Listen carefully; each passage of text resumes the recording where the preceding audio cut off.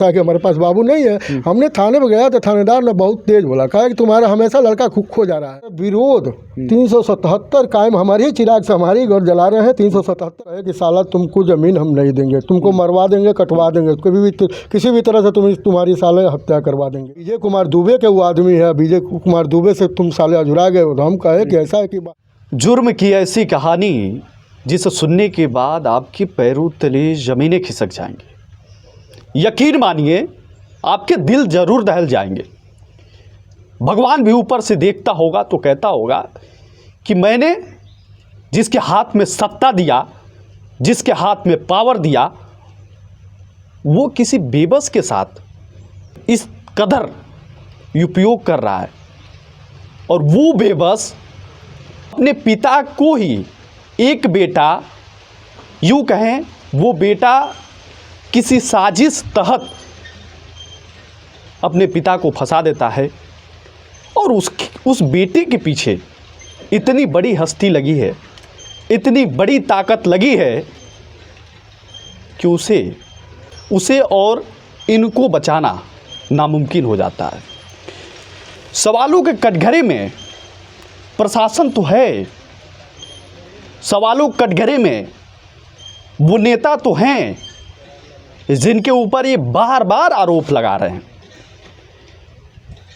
इस दुनिया में सबसे बड़ा सुख संतान में होता है। सर क्या नाम है, पहले ये बताइए। हरिओम वर्मा नाम है हमारा, नेबुआ रायगंज घर है, जिला कुशीनगर, थाना नेबुआ नौरंगिया है।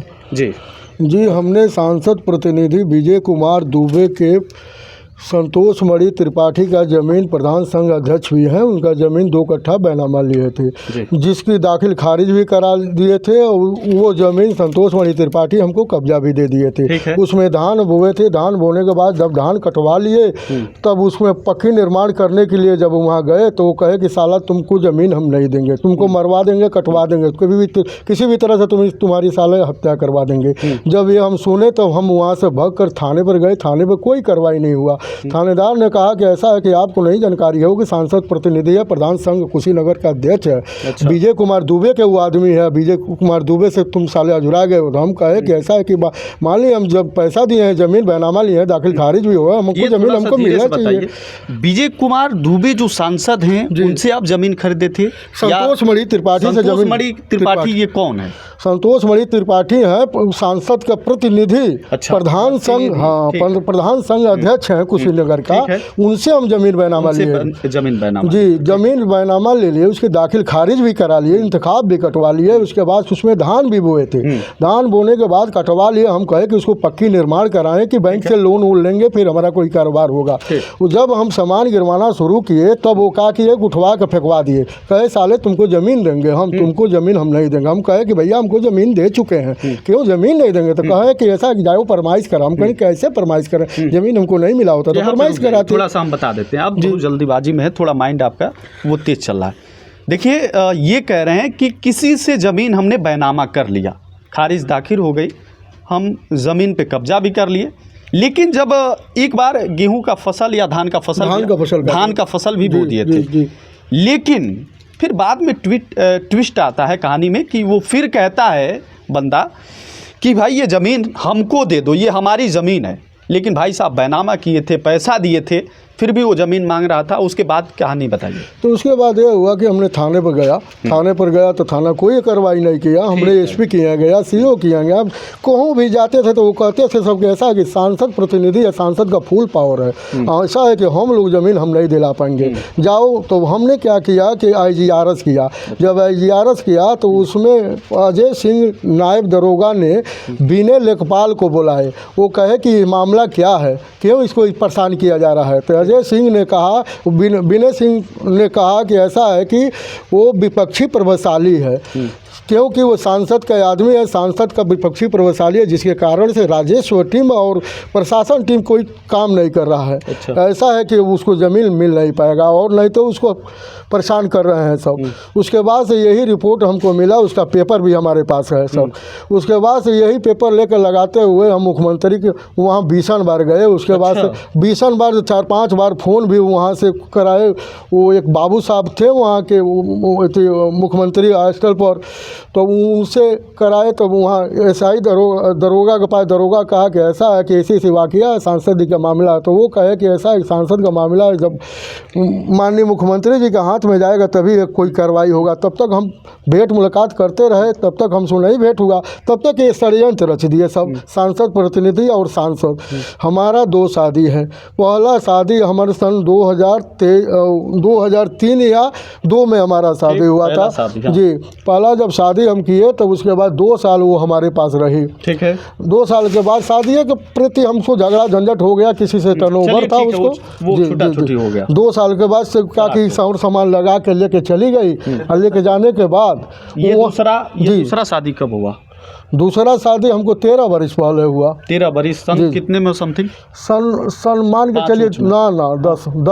अच्छा 13 साल यानी 10-11 में शादी हुआ हमारा। ठीक है। उसके बाद से वो 2 साल रही।